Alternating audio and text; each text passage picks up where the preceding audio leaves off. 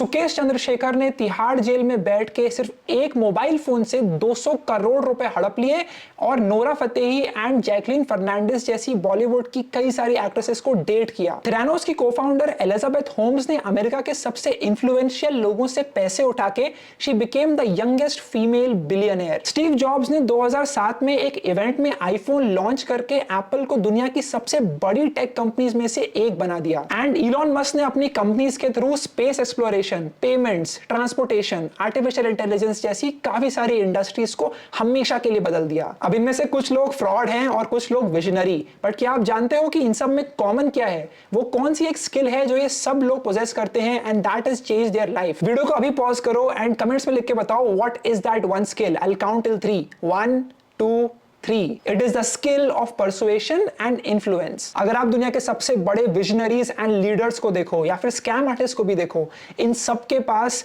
कोई hard skill नहीं है particularly, right? They are not the best coders, they are not the best designers, they are not the best content creators, but they are still able to impact billions of people around the globe because they are great at connecting and influencing people to take a decision in their life. By simply communicating themselves, they were able to influence so many people.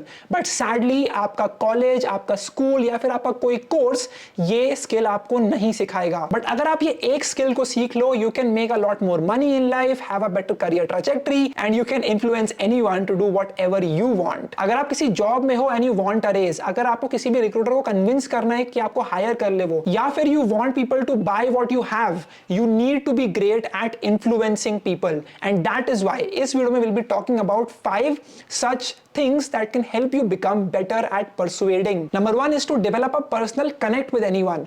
अगर आप किसी भी company को देखो, companies are not selling products, they are selling an experience and an emotion. आप किसी भी company की मार्केटिंग देख लो, they always have an emotion attached with it. Nike is with motivation and getting things done. Coke and Pepsi sell you happiness. Cadbury खुद को celebrations के साथ attach करती है. Every single company out there attaches itself with an emotion ताकि आप emotion खरीदो, ना कि उनका product. Because people are not logical, people are always emotional when they buy something. तो अगर आपको किसी को persuade करना है, किसी को influence करना है, तो you need to dive into their emotions. अगर आप किसी भी बड़े क्रिएटर को देख लो, जैसे कि अमन धतरवाल या फिर Ranveer Allahbadia, all of these people have their journeys that started with just a normal person who wanted to have a dream, who wanted to start something big, and they did that. And जब वो अपनी journey बताते हैं, you feel motivated, you feel inspired to do something, and you feel that personal connect कि भाई अगर ये कर सकते हैं तो मैं भी कर सकता हूँ। So the best thing you can do to influence anyone is to have that personal connect and that emotion that you can share with the other person. And जब आप करोगे तो you can sell anything to anyone. इतने अच्छे salesman बनो कि तुम गंजे को भी कंघी बेच सको, right? So that is the whole idea behind it. Be great at creating an emotion and a person connect with someone. अब before I talk about the second thing, अगर आपको ये वीडियो पसंद आए तो make sure कि video का screenshot खींचो and उसको डालो सोशल मीडिया पे and share the one thing that you have learned from this whole video and you can tag me as well. Now the second thing is consistency. अगर आप किसी का भी रूटीन को इन्फ्लुएंस करना चाहते हो, अगर आप चाहते हो कोई भी एक किताब पढ़ना स्टार्ट करे, अगर आप चाहते हो कोई भी जिम करना स्टार्ट करे, अगर आप चाहते हो कोई स्किल सीखना स्टार्ट करे, तो you always advise them to start with a small change in their life. अगर आपको किसी को भी इन्फ्लुएंस करना है तो इंस्टेड ऑफ सेइंग कि आप हर दिन 5 घंटे किताब पढ़ो, आप बोलते हो कि भाई एक किताब उठाओ, स्टार्टिंग के 5 पन्ने पढ़ो. That is it. When you start with a small change, people are able to adapt to it much easily. अगर आपको भी फेक गुरु वाले मेक मनी ऑनलाइन के ऐड आते हैं हर जगह, तो आप देखोगे कि they always have a free webinar, they always have a $1 course, बहुत सस्ता कोर्स बेचेंगे आपको, एंड फिर उस कोर्स के बाद once you have invested your time, then they will offer you a more expensive course, and that is where they'll make a lot of their money. It is all a game of creating a small change that you can adapt to easily and then having a bigger ask at the end, right? इसीलिए Apple का ecosystem इतना addictive है, because it just started with me having a phone. मैंने बस ये phone खरीदा था. In fact इससे पहले जस्ट गॉट iPad जो कि करीब 40,000 रुपीज का था. उसके बाद iPad के बाद मैंने ये फोन खरीदा, उसके बाद मैंने ये लैपटॉप खरीदा, और now I have this watch as well. So it's all about creating that small entry, that small change that people can adapt to. So that is the second point that you should always focus on. अगर आप चाहते हो that people agree to whatever you say, the third point is to create authority over someone, right? How can you do that? You can build authority by using research, statistics, numbers, studies that you can show to people to encourage them to understand your perspective. जब भी आप कोई भी talk देखोगे किसी भी की, they always start with a statistic कि भाई 90% लोग ये नहीं करते. They always have a number in mind. इससे क्या होता है, अगर आपका कोई दूसरा बिलीफ है, अगर आपको लगता है कि नहीं आईफोन अच्छा नहीं है, but when you look at this research, when you look at the numbers कि भाई इतने सारे आईफोन बिके हैं, when you look at that, you then try to rationalize it in your own mind. Right? Instead of you fighting with that person and getting all egoistic. So the best thing you can do is to develop authority over someone. अगर आपको अपने boss को बोलना है कि भाई I want to have a 5-day work week instead of a 6-day work week.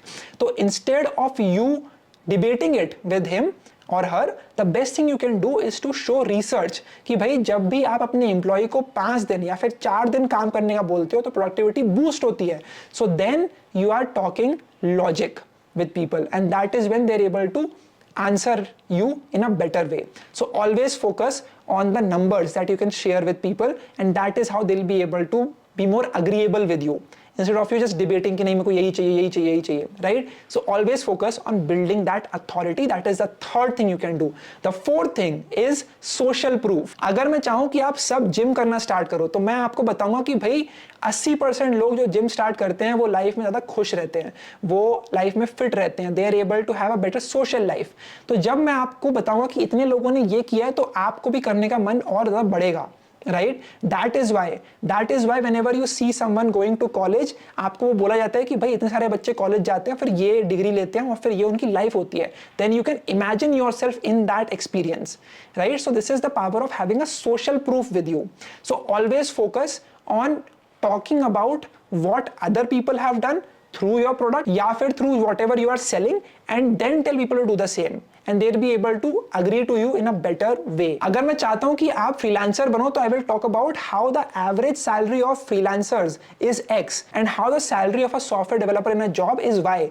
And when you can compare all of that, you can see कि भाई इतने सारे लोग freelancing कर रहे हैं तो मैं भी कर सकता हूं and I can make good money in that. So that is a simple example of how setting a social proof will help you to build more influence over anyone out there, right? जब भी Apple बताता है ना कि we have a 99% customer satisfaction rate in their keynote speeches, they are able to create that social proof कि भाई इतने लोगों को अच्छा लगता है तो आपको भी by social acceptance अच्छा लगना चाहिए and आपको अच्छा लग जाता है. The last thing is scarcity. Right मैं जानता हूँ एक टी शर्ट ब्रांड है जो रिसेंटली बहुत महंगी टी शर्ट बेचती है, करीबन 2000 रुपए की एक टी शर्ट होती है, बहुत महंगी, right? I would never think of buying it and it is always seen in ऐसा होता है ना कि I would want to wear it one day but अभी मैं अफोर्ड नहीं कर सकता तो I will not wear it, but it is always seen as a luxury thing like a premium brand that you would might want to own some day but you can not, क्योंकि आप अभी भी पैसे नहीं है. तो उसने क्या किया, recently they did a 50% discount.